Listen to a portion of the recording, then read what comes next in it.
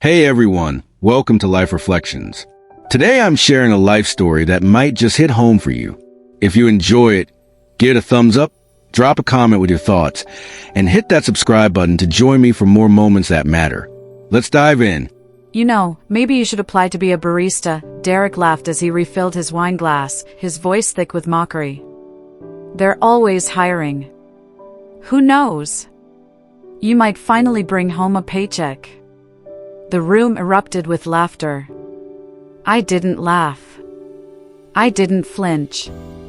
Instead, I swirled the Merlot in my glass, watching the red liquid catch the light of the chandelier like a small fire flickering in the storm. I let them laugh. Derek and his four best friends, suits sharp, egos sharper, each of them soaking in their own self-importance. They always carried themselves like they were gods of the boardroom, titans of tech, men who built empires. But what none of them knew, what he didn't know, was that the very empire they worshipped was mine. I built it. I own it. Every dollar they bragged about earning, every bonus they toasted to, every quarterly win they wore like a badge of honor, was signed off by me. And that job they thought I desperately needed? I created it. For someone else. For them. That night, I smiled behind my wine glass and said nothing. But deep down, I knew, tomorrow, I wouldn't just take back what was mine. I would shatter the illusion they'd built their lives on. All at once. Let's rewind. 7 years earlier, I met Derek at a networking event in San Francisco. I had just closed a $30 million Series B for Blake Tech, the software company I built from scratch in a windowless garage with 2 laptops and a whiteboard. I was exhausted. Elated. And curious about what life might be like if I didn't lead with my resume. Derek was charming, successful, funny, and, at least on the surface, grounded. He introduced himself as a product manager at a mid-sized tech firm. I introduced myself as Samantha Blake, freelance financial consultant. Technically true. Strategically vague. It wasn't a game. It was an experiment. I wanted to see what love looked like without the titles. Without the wealth. Without the power imbalance that had haunted every relationship I tried to build since my first startup took off. At first, he was perfect. He brought me flowers. He made late-night ramen after long days. He talked about our future like it was something he couldn't wait to build. He didn't care that I lived in a small apartment or that I drove a 10-year-old Corolla. He thought it was endearing. Real, he said. But as the years passed, the patience wore off. The jokes started. Subtle at first. Babe, some women would kill for a man who pays all the bills. Then sharper. You still on that little spreadsheet hustle? And finally cruel. She doesn't work, but she always looks tired. Isn't that cute? I smiled through all of it. Why? Because by then, I was already 3 steps ahead. See, the men Derek called his brothers, his weekend golf crew, his whiskey buddies, his ride-or-die business bros, had all become part of Blake Tech. They climbed the ladder quickly, thanks to my anonymous endorsement. I knew how to spot talent. I also knew how to spot ambition mixed with poison. They thought they ran the company. Thought they were the company. They strutted through those glass hallways like they owned the air everyone breathed. But every contract they signed? My signature. Every bonus they received? My approval. Every corner office they occupied? My design. I was the architect. The ghost in the machine. The woman they thought was home knitting while they conquered the world. And I was watching. Derek, especially, became someone I no longer recognized. Arrogant. Entitled. Drunk on status. He'd talk over me at dinners, dismiss my opinions, and parade me like a trophy wife he thought he'd saved. But he never asked how the rent was always paid on time. Or why we never worried about money. or why the password to his company email had to be changed by someone else every 6 months. He never asked because he never thought I could be the one holding the keys. And that was his greatest mistake. The final straw came 2 years ago. I received an anonymous HR complaint about Derek's friend Carter, Blake Tech's VP of Sales, harassing a junior analyst. It wasn't the first, but this time there was evidence. Screenshots. Voicemails. I investigated further. What I found was far worse. Kickbacks. Rigged bids. Shared confidential intel with competitors. Lavish client meetings billed to the company but spent in Vegas nightclubs. Derek knew. So did the others. They weren't just sleazy. They were dirty. And I was done. So I began building my case. Quietly. Relentlessly. I hired a third-party investigative team. I gave them everything: access to internal servers, Slack logs, vendor payments, internal audits. I even installed a quiet little backdoor in the executive network under a code name they'd never recognize, Armonroe. For 2 years, I watched them lie. To their teams. To the board. To me. I played my part. I baked casseroles. I nodded during poker nights. I sat at the edge of business dinners like a forgotten accessory while they toasted to their success. But I was counting down. 3 weeks ago, I took it one step further. I created a fake identity, Rachel Monroe, a job-seeking, down-on-her-luck woman with decent credentials and a 2-year employment gap. I applied for a low-tier financial analyst role at Blake Tech.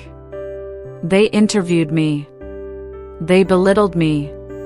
They laughed, actually laughed, during the interview. One of them even texted Derek mid-session. I didn't need to check his phone. I saw the smirk on their faces when they all received the message at once. They thought they were in on the joke. And they were. Just not the one they thought. Which brings us back to tonight. To Derek's wine glass. To the laughter. To the smugness in every raised eyebrow around the table. They had no idea this was their last supper at the empire they thought they ruled. Tomorrow, they'd walk into a boardroom expecting another quarterly review. Instead, they'd meet the real CEO. Not the quiet woman in the corner. Not the forgotten wife. Not the girl who never worked a day in her life. They'd meet Samantha Blake. The woman who built Blake Tech from nothing. The woman who gave them power. And the woman who was about to take it all back. It started with a whisper. An anonymous email. Nothing explosive, just a simple note forwarded from HR. You might want to look into Carter's expense reports. Something's off. Carter was Derek's best friend. Blake Tech's golden boy. The guy who slapped interns on the back too hard and called it mentorship. The guy who closed big deals over $600 steak dinners, then made the assistant pay the bill with the company card. I wasn't surprised. Just curious. So I looked. And what I found was the thread that unraveled everything. Carter wasn't just padding expenses. He was leaking bid info to competitors. Sharing confidential projections for kickbacks. Using internal data to manipulate smaller vendors into giving him personal favors, private flights, conference weekends in Cabo, even a car. And Derek knew. He signed off on most of it. So did the other three: Jason, the numbers guy who juggled budgets like a street magician, Marcus, the VP of HR who buried every complaint that crossed his desk, and Brent, who once called a junior engineer replaceable during an all-hands meeting when she asked about maternity leave. I had suspected they were corrupt. I didn't know they were this deep. They weren't just cutting corners, they were selling the whole damn floor out from under us. I couldn't go to the board. Not yet. Derek and his crew had spent years massaging their image as the core leadership team of Blake Tech. They made themselves look indispensable. Charming. Sharp. Invincible. And me? In their eyes, I was still the wife. A woman with no voice in business. So I became invisible. Which, in business, is a superpower. I hired a private security firm through a shell entity. They specialized in corporate counterintelligence, former federal agents, data forensic experts, the kind of people who could find a breadcrumb in a mountain of flour. Over the next 2 years, I quietly built my case. We tapped everything: emails, VPN logs, server access, deleted Slack threads, burner phone transactions. We mapped their movements, who they met, when, where, and how much it cost Blake Tech. We gathered receipts for strip clubs labeled client onboarding, invoices for non-existent services, and over a dozen messages negotiating side deals with rival firms. But what hit me hardest wasn't the money. It was how they treated people. There was a junior developer, Tessa, who submitted a whistleblower complaint against Carter. She said he cornered her in the elevator and whispered, "You should smile more when you code." She was 23. He was 42. HR didn't investigate. Marcus shredded the file. Tessa quit 3 weeks later. Then there was Deepak, a brilliant data analyst who flagged Brent for inflating his team's numbers. A week later, he was restructured out of the company. Gone. Just like that. How many others were pushed out? How many voices were silenced before I knew? Every time I found a name, I added it to a list on my wall. Not a kill list. A justice list. Meanwhile, Derek kept playing husband like he was doing me a favor. He'd come home, toss his keys on the counter, and sigh like Atlas carrying the world. "I don't know how you do it," he'd say. "Do what?"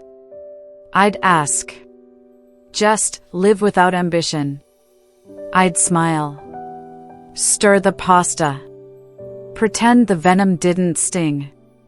He had no idea that I was the reason he had the job that made him feel like a god. No idea that I had put him there. No idea that I could take it all away. But I wasn't ready to pull the trigger. Not yet. I needed to see it. I needed to feel the way they treated people who didn't play their game. So I created her. Rachel Monroe, age 32, recently laid off, MBA from a second-tier school, no LinkedIn, no connections. I built her entire digital life from scratch. A resume good enough to get an interview. A backstory sad enough to dismiss. I submitted her application to Blake Tech's finance department. 3 days later, I got an email. "We'd love to interview you next Wednesday at 3 p.m. Perfect. The conference room was on the 7th floor. A glass cube with cold air and colder smiles. Jason looked up from his phone as I entered. "Rachel, is it?" he said, not bothering to stand. "Yes," I replied, voice soft. Timid. Like someone who really needed the job. Marcus didn't even pretend to read my resume. "Walk me through your last role," he said, eyes on my chest, not my face. I gave a rehearsed, unremarkable answer. Brent checked his watch. Jason smirked. One of them texted something under the table. Moments later, all three of their phones buzzed in unison. They laughed. I didn't need to look. I knew exactly who had texted. Derek. "You know," Jason said as the interview wrapped up, "you're not the worst we've seen." "Thank you," I murmured. "We'll let you know," Marcus said with the fake kindness of a man who had already deleted my file. I stood, nodded, and walked out. Not angry. Satisfied. I had felt it now. Seen it. The rot wasn't theoretical anymore. It was real. And I was ready. Back home, Derek was already on the couch with a drink in hand. "How was your day, sweetheart?" he asked. I smiled. "Oh, you know. Eye-opening. The following week, I met with Blake Tech's internal legal team and a small circle of trusted board members. I laid out everything. The paper trail. The videos. The emails. The cultural toxicity. The abuse. The betrayal. They were stunned. Some were ashamed. Others were furious. But none of them doubted it. They gave me full authority to proceed. We scheduled an executive meeting. Mandatory. 9 a.m. sharp.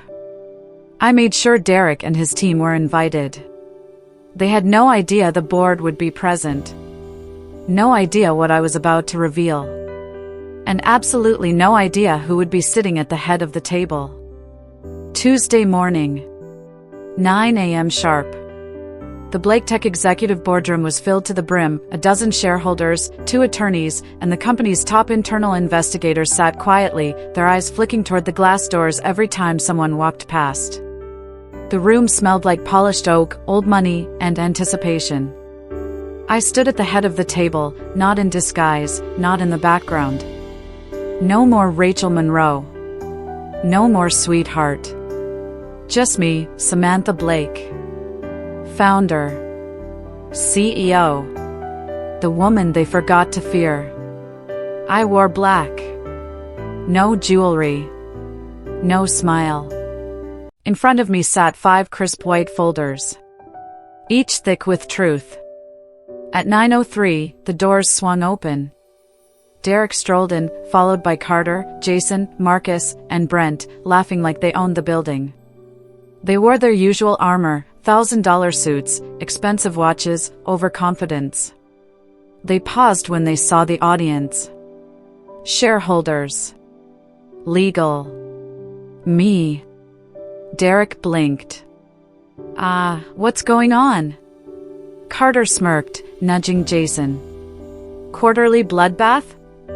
No one responded. I gestured to the chairs across from me. Gentlemen.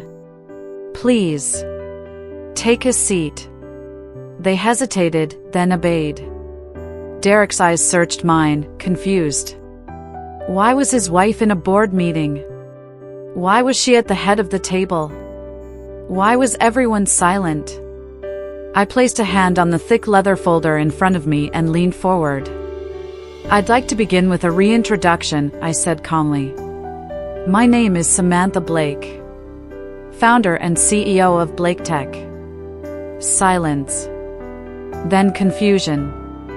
Then panic. Carter chuckled, nervously.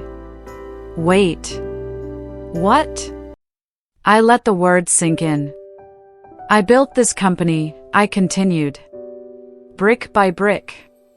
While you were laughing at jobless women and inflating expense reports, I was signing your bonuses. Reviewing your contracts. Approving your promotions. Derek's face had gone ghost white. His mouth opened, but no words came out. Everything you have, I said, locking eyes with each of them, came from me. I hit a button. The giant screen behind me lit up. Slide after slide flicked through in silence. Emails between Carter and a competitor outlining insider bid strategies. Screenshots of Brent's client dinners that took place at strip clubs. Footage of Jason's personal Venmo transactions linked to vendor kickbacks. Confidential HR files showing Marcus covering up harassment claims. Audio of Derek calling whistleblowers emotional liabilities. Gasps echoed across the room. The board members leaned forward. The attorneys took notes.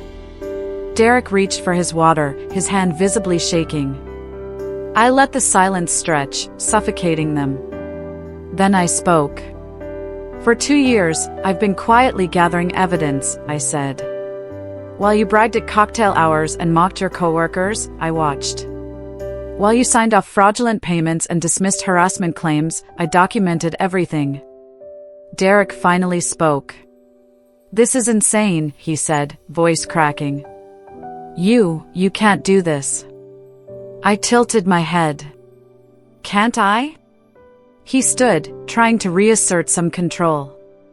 I'm the vice president of operations. You were, I interrupted. Until 10 minutes ago. I lifted the first folder. This, I said, sliding it across the table toward him, is your termination letter. Effective immediately. His face flushed red. You're bluffing. I lifted the other 4 folders. One by one, I pushed them down the table to Carter, Jason, Marcus, and Brent. Each of you, I said, is being terminated for cause. Your access to company systems has already been revoked. Your company cards have been cancelled. And your personal devices are currently being reviewed for data theft. You don't have this kind of authority, Marcus growled. A voice at the far end of the table spoke up. It was Howard Grayson, the chair of the board. Yes, she does, he said simply. Samantha is the majority shareholder and CEO. She has full discretion. And I've reviewed the evidence personally. I turned to the security team standing quietly by the door. Please escort these men off the premises, I said. Derek's chair screeched as he stood, rage bubbling to the surface. This is revenge, he spat. Because I didn't take you seriously? Because I made a few jokes? No, I said coldly. This is accountability. For the people you silenced. For the careers you ruined. For every woman you mocked. For every dollar you stole. And yes, for me. He laughed bitterly. You think the world's going to praise you for this? You just destroyed the company. No, I said. You almost destroyed the company. I'm saving it. Security stepped forward. Derek looked to Carter for backup. Carter looked down. So did Brent. Jason rubbed his temples. No one stood up for him. He was alone. Finally. As they were let out, I didn't look away. I wanted them to know that this was the moment the story changed. Not just for me. For everyone they hurt. After they were gone, the room sat in stunned silence. I turned to the board. We start over today, I said. Not just with a new executive team, with a new company. One built on integrity. One that doesn't punish talent for lacking power. One where people like Tessa and Deepak are valued instead of pushed out. Someone clapped. Then another. Until the entire room applauded.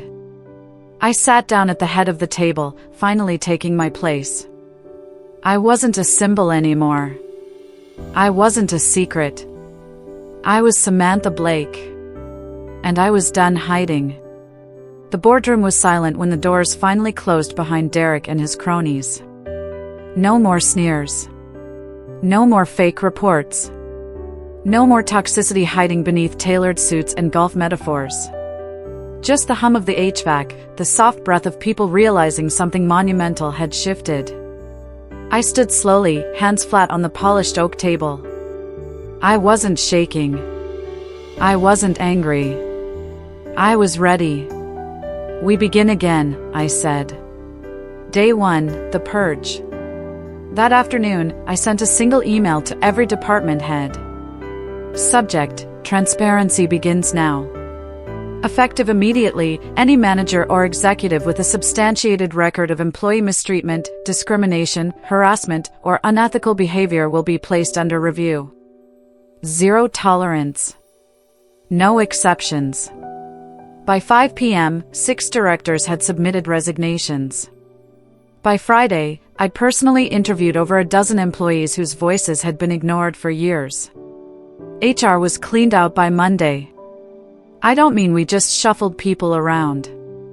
We dismantled the entire department and rebuilt it under a new chief people officer, Ava Chen, a quiet powerhouse who'd been overlooked for promotion twice because she didn't fit the Blake Tech executive culture. Turns out, the problem wasn't Ava. It was the culture. Magnifying glass tilted left the truth hotline. Next, we launched Project Echo, a secure, anonymous reporting system open to every Blake Tech employee. No logins, no tracebacks, no retaliation. Within 72 hours, we received over 120 detailed reports, not just complaints, but stories. Stories of project theft, of mental health leave denied, of engineers mocked in meetings, of women told they were too emotional for leadership. I read every single one. And then I acted. Woman technologist bringing them back. I called a list of names I had kept for years, names like Lisa Kim, a senior machine learning engineer who was pushed out after refusing to attend Brent's mandatory team bonding weekend in Tahoe, which suspiciously involved strip clubs and cigars. I reached out to Raj Mehta, a visionary UI/UX lead who was told design is for softies and relegated to intern-level work. And most importantly, I called Tessa Martinez, the woman Carter harassed and Marcus buried. She didn't answer the first time. Or the second.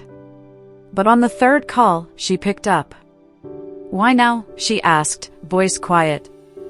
"Because the people who failed you are gone," I said. "And because I should have done this sooner." She cried. I cried. Then we made a plan.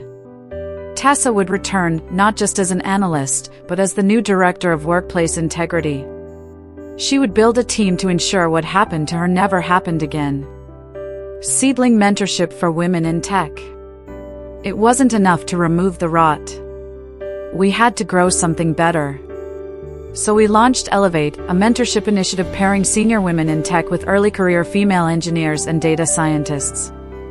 We set aside funding for scholarships, conference travel, and mental health support. We published new promotion criteria, ones that valued empathy, collaboration, and mentorship just as much as raw KPIs. And we started talking, out loud and often, about the gaps women face in tech.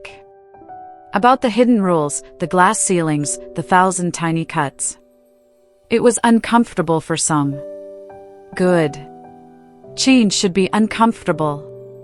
Chart increasing the numbers don't lie. Within 90 days, Blake Tech signed 2 multi-million-dollar partnerships, including one with a global telecom firm that had previously blacklisted us under Derek's regime. Our employee attrition dropped by 46%. Productivity across engineering teams rose 28%. Stock prices jumped 19%.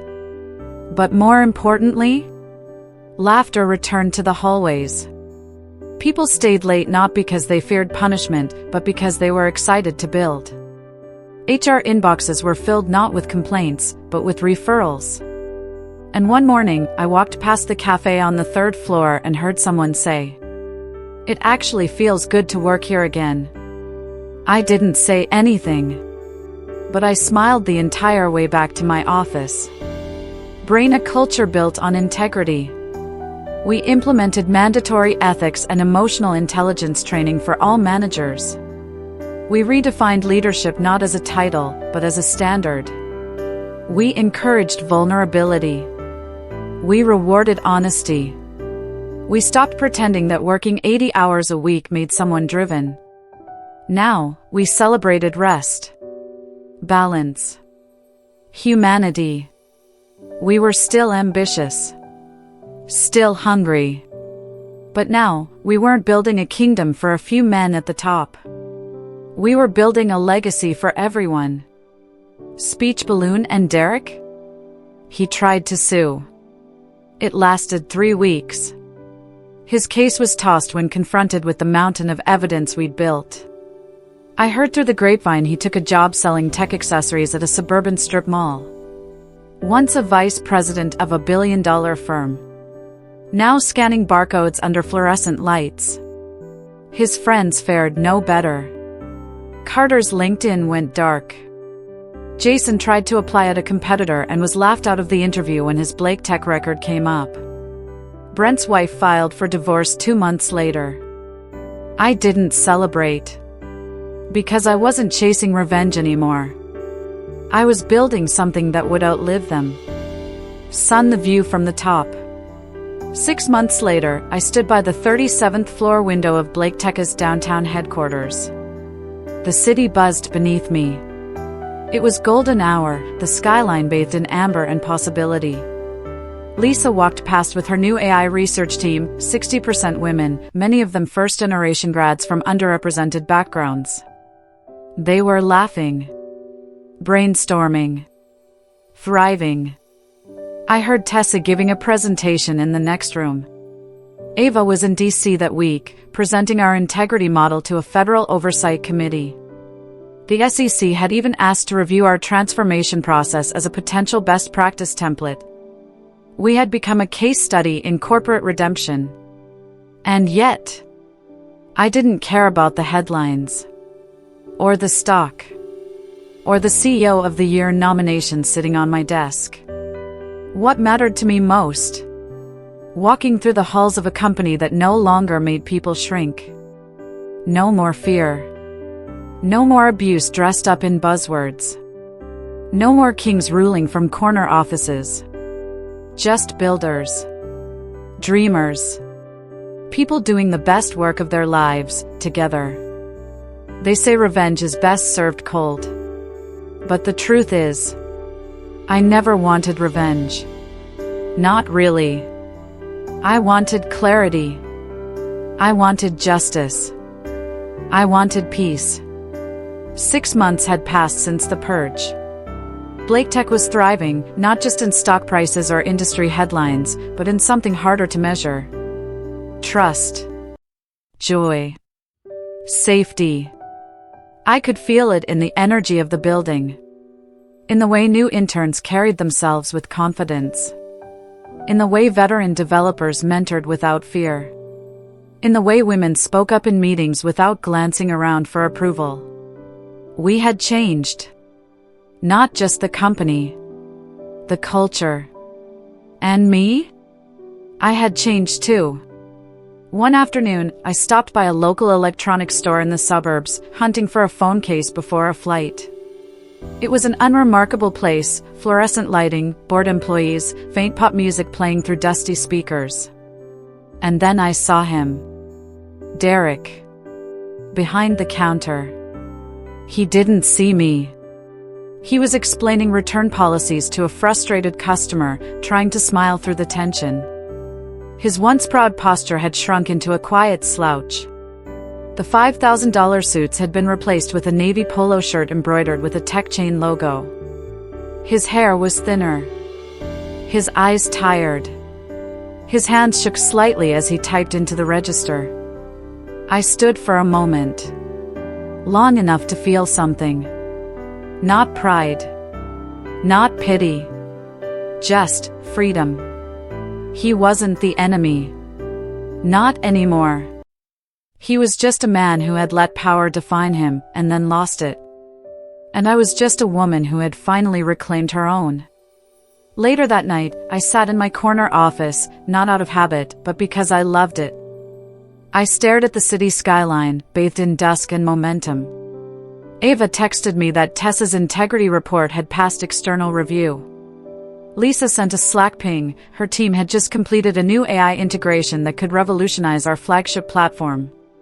The board was stable. The investors were happy. But most importantly, the employees were thriving. It wasn't about building a perfect company. It was about building a good one and never letting it rot again. I used to think power came from control. From titles. From corner offices. From being feared. But now I know better. Power is the ability to make space for others. To elevate people, not silence them. To protect, not punish. To listen, even when it's uncomfortable. Derek had power.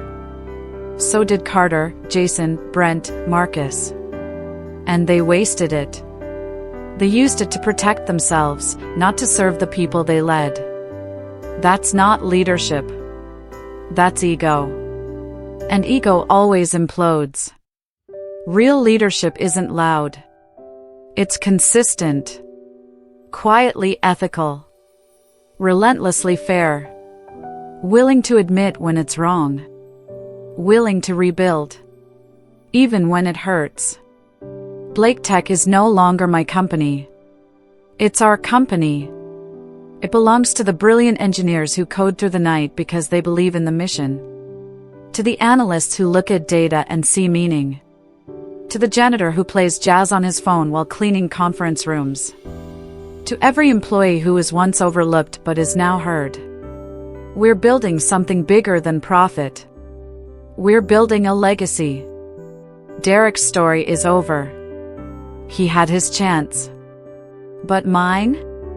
It's just beginning.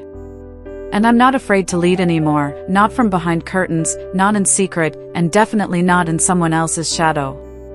I am Samantha Blake. Founder. CEO. Builder.